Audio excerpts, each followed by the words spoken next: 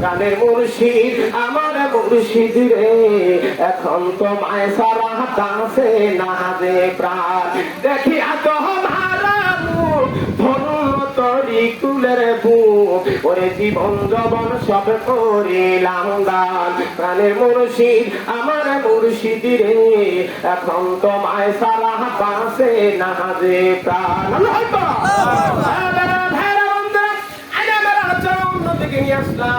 এই যে দেহখানা, এই যে বডিখানা, এটাকে ডিরেকশন দেওয়ার জন্য একজন মাঝি লাগবে, কথা ঠিক কিনা?